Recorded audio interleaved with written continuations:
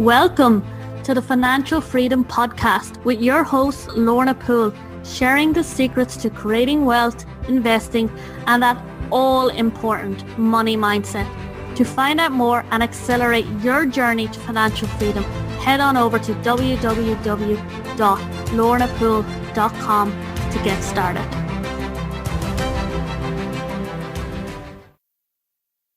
Welcome, everybody. Welcome to Financial Freedom Podcast. My guest expert today, Stephanie Gatewood, is financially free, and she's going to share with you how you can do this. Stephanie Gatewood lives outside Richmond, Virginia, with her husband of nearly 20 years and her two beautiful kids. When she was young, she lived paycheck to paycheck and constantly worried about money. But now Stephanie carries no debt, not even on her house. It's paid off, has over $1 million in savings and investments, and feels financially free. Because Stephanie sees so many people struggle with money like she once did, last year Stephanie decided to become a master financial coach and founded the financialfreedomcrew.com, a website dedicated to helping other people overcome their money worries and find financial freedom. Stephanie, great to have you here. Thank you, Lorna. It's great to be here. I just want to bring you back. I'm going to jump straight in here. When you were struggling with money, where were you at? What was going on? Yeah, so I think I had probably an income problem, but definitely a spending problem. So I did not prioritize my spending. When I started off out of college, I was waiting tables, to be honest, because the U.S. was at the end of a recession. And so I was waiting tables, not making a lot of money. My next job, I was only making $100 a week. So I was already making peanuts, but I definitely did not have a way to control my spending. So it was pretty much out of control. And what inspired you to change it? It's funny. So I'm kind of a late bloomer, as is my husband. We met in college, and we didn't date in college. We actually reconnected in our late 20s. And he is one of those rare people that is organically frugal. Like, it's just his natural tendency. And I don't think there are a ton of people that are like that, but he's very logic-oriented, numbers-oriented. And I would say he was definitely my catalyst to change, because there were a few things early on right after we got engaged that were flags to me that said, if you don't change, this is going to be a really rocky relationship and may not even last. Yeah, so you're getting a real frugal guy with a big spender. Oh, yes. Yeah, and I think that the turning point for me was when he had just gotten his first real job. As I said, we were late bloomers. He was almost 30. He got this great job. He got the offer letter, and we were both just gobsmacked at how much he was going to be making. Now, he wasn't making a lot before, so it's not like this was a huge salary in general, but to him, to us, it was big. And I said to him, oh, you know what? Now you can get a new car. And he stopped in his tracks and he said, why would I get a new car? And that really was the kicker for me. And it kickstarted the journey for me to change, because the car that he drove was kind of falling apart. It wasn't shiny and new. It leaked oil. It had rips in the seats, but it got him to work. It was reliable. It didn't break down. So yeah, why would he need a new car just because he was making more money? So that's not the mistake a lot of people make. Their spending matches their earnings. Absolutely. When income rises, their lifestyle increases to meet it. Exactly. And, as someone who's now financially free, what do you think were the crucial steps to get there? Yeah. So as I told you before, I don't have this exciting story to tell. Doesn't matter. We like it anyway. Go ahead. But it's funny because some people want to hear, these drastic measures. You know what, Stephanie? I'm going to stop you there, right? Sure. 'Cause I think this is huge for people. Most people who have successful business, successful marriage, or are financially free, they will tell you my story to get there was boring. Yeah.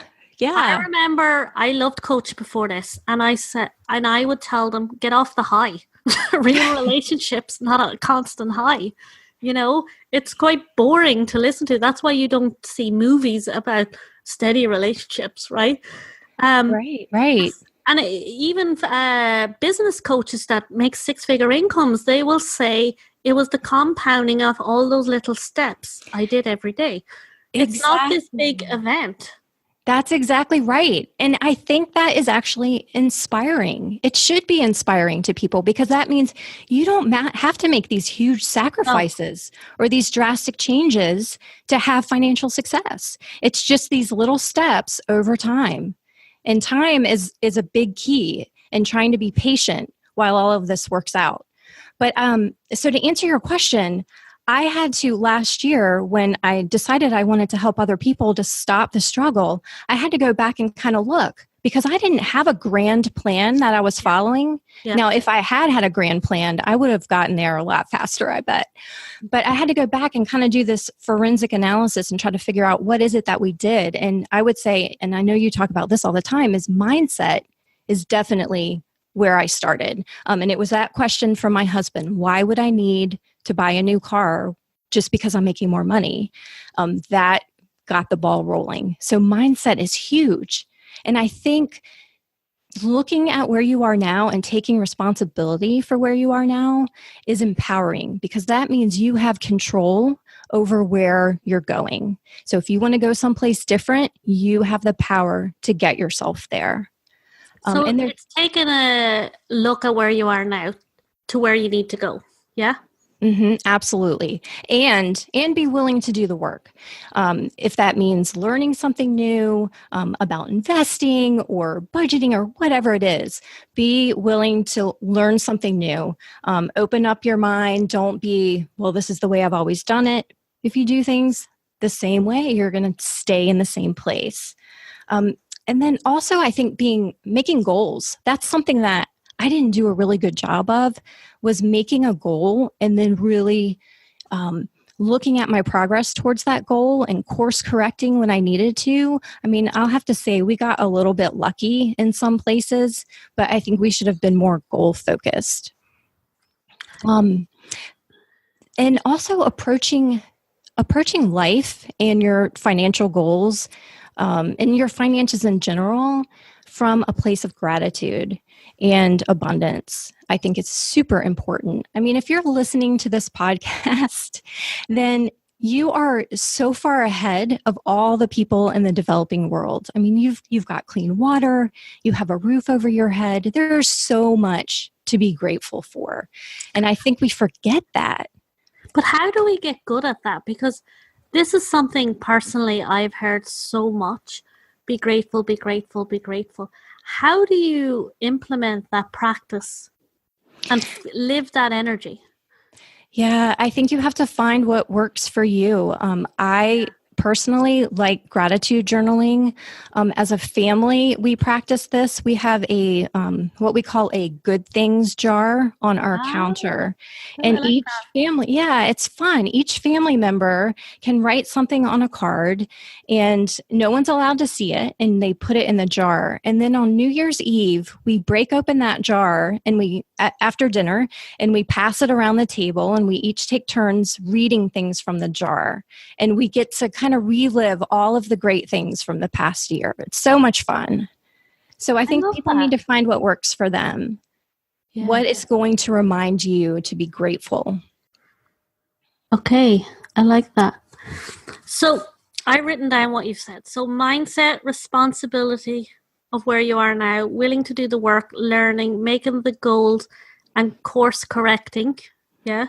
Yeah, and I think that's gratitude and abundance. Is that everything, or have you anything else to add to that? I would say maybe one other thing would be to, and I think this falls under mindset too, is trying to identify any negative beliefs that you hold about money. For example, if you have a belief a root belief, a core belief is that money is evil, then you may do some self-sabotaging every time you get a raise to put away that money. So I think it's really important to try to look within yourself. And as you go through your day, look for things where you have a negative belief about money. So maybe somebody on the highway passes you in a Mercedes at a high rate of speed, and you're like, "Oh, look at that rich person. Oh, they must be a My jerk." partner does that. BMWs get it all the time. Yeah, and it's like, where does that person in their BMW? Yeah, exactly. Now, are you coming from a place of jealousy, or like, what is that underlying belief that is making you lash out at that person? It makes me giggle because, I do all this personal development stuff and I'm like, oh my God, this is such an example. Yeah. I mean, we all do it. And this mindset thing is not a one and done thing. I mean, it's an ongoing process. Mm-hmm. Definitely an ongoing process. What about strategy? Strategy. So my next thing that I think contributed to our success is spending, and prioritizing spending. Obviously, you can't spend more than you make or you're not going to get anywhere. If I had to, in a 10-second summary, tell you what we did, we spent less than we made and we invested what we didn't spend. That kind of wraps it up in a nutshell. But have you ever talked about the hedonic adaptation on this podcast before? No. Oh, so this concept of hedonic adaptation. Can you spell that for me? Yes, it's HED as in dog, ONIC, adaptation.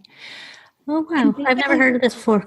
Oh, so okay. Continue. Well, what this is that each individual has kind of a baseline of happiness. And when you're making a buying decision, a lot of times you're thinking, oh, if I buy this new car or this new jacket, it's going to elevate my happiness. It's going to make me happy. It's going to make me feel more fulfilled. And it will. You'll have an uptick in happiness, but that happiness will come back down to your baseline in a day, a week, a year, depends on what it is, usually like 99% of the time. And if you think back to some of your purchases, you can see where this is true. You bought something, you felt good about it, you wore it, you felt great, but then that great feeling left and you were no happier. You may even be less happy if you went into debt to get that object. So that's this hedonic treadmill is another term that people use where you're always chasing after the next thing that you want to buy to try to get that happiness and elevate your happiness. And it doesn't work. Now, there are things that truly do elevate your happiness and fulfill you. For some people, it's travel. For us, one thing that we don't compromise on is education for our kids. Like, it truly makes us happy for our kids to go to a certain school. And it costs money, but we prioritize all of our spending so that we can afford that education for our kids. Yeah. And so you need to figure out what those things are that are truly important to you. Spend your money on those. And then all that mindless spending and the junk that just fills up your house, like, stop buying that stuff. You don't need it. It doesn't make you happy. It can actually contribute to sadness and debt, it's not going to elevate your happiness. I love that. I love that, I love that you talk about like what truly makes you happy, what's really important to you, because as you say, like, we can buy the next handbag or the car or whatever, but it's a short time buzz. Exactly. And then another thing that helps me when I'm trying to figure out whether I want to buy something is to think about how much of my time am I trading to purchase something. So, for example, if you work a regular job where you trade your time for money, how much of your life did you give away so that you can work and afford this thing? And is it truly worth it? Huge. Yeah. And then not only that, so you traded your time to afford this thing. If you didn't buy, say, that $100 thing and invested that $100 instead, then that $100 would bring you even more money and give you more freedom down the line. So you're not just spending $100, you're spending all the other money that $100 could bring you in the future. When you're speaking there, my whole head went to, I'm trading my time, I'm trading my freedom. Like when you think about a job, it depends on people's job, but if you're on a low income job, how many hours are you working, as you say, to get that 100 to buy that bag? Or if I invest that and now it's compounding and it's building on itself. Right. You're creating that freedom, which is such a strong value to so many people. I mean, that's why we want to be financial free, because we want to live the way we truly want to live. Exactly. And if you dislike your job, then it's really horrible when you think about, oh, how much of my life did I give away? And how much more of my life do I need to give away so that I can continue to afford all of this junk that doesn't really truly bring me happiness? And, most people, when they start investing or start actually moving their money from I'm spending it on crap to I'm actually going to make it work for me, a lot of people don't know what they're doing at first. What advice would you give them? Yeah, so I think people need to educate themselves on passive income streams. So we're all familiar with the stock market, and I think most people are familiar with the stock market, but it really doesn't have to be complicated. I'm not a financial advisor, and so I can't give advice, but No. Our strategy was just low-cost mutual funds, index funds. And anyone who says that you can't become a millionaire investing that way is dead wrong, because we're proof of it. So it doesn't have to be complicated. We absolutely do not have a complicated investment strategy. Real estate is another way. There are lots of different avenues to explore. I think this is huge for people to hear, because I think sometimes you can listen to these experts and they're like, this is the next big thing. Everybody should be putting their money into this and it's going to give you this yield and blah, blah, blah, blah, blah. As you say, it doesn't have to be complicated. It's doing what's right for your family, what's right for you and where you're at. And yeah. Exactly. I have no interest in trading stocks, and I'm the kind of person that just wants something super simple. And so that's what we've done, and it has worked wonders for us. So I would definitely, unless you're interested in picking a bunch of stocks or interested in some other complicated strategy, then stay away from it. And definitely don't go chasing the next best thing, because just do the work. There aren't really shortcuts. Yeah. Love it. Love it, Stephanie. Stephanie, we've had an amazing conversation. I've really enjoyed it. I think you've given the listeners so much inspiration to work with. And, I love when someone like you comes on, because it's like, they're like, oh, it's so possible for me. She can do it. She did it. I can do it. So, Stephanie, what do you want to leave the listeners with? Just listen to this and they want to be where you are. Probably the biggest aha for me was when you're making spending decisions and you're deciding not to buy something, don't tell yourself that you're saying no to this thing. Tell yourself that you're saying yes to your freedom. Oh, I love that. Yes to your freedom, because that's ultimately what we're all looking for. Yes. Stephanie, how do we find out more about you? You can find me online at financialfreedomcrew.com. And if you go to financialfreedomcrew.com/checklist, you can download the game plan that I use to attain financial freedom. It's just like a 5-step plan. I love it, Stephanie. Thank you for being here. This has been amazing. Really enjoyed this. Thank you so much, Lorna. It's been great.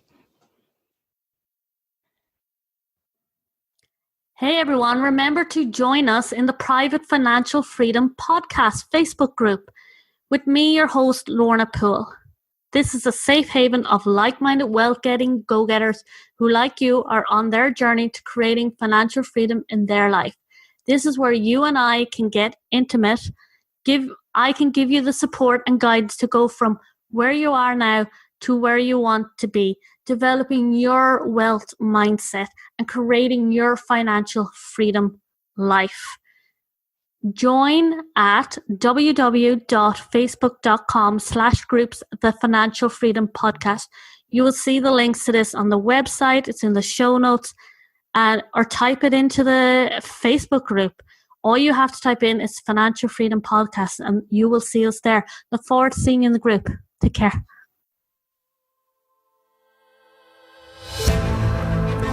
Thank you for joining us on the Financial Freedom Podcast to creating wealth, investing, and developing your money mindset. To get started today on your journey, head on over to www.lornapoole.com and grab your free course, 5 Steps to Breaking Free from Your Poverty Mindset and Accelerating Your Journey to Financial Freedom. See you there.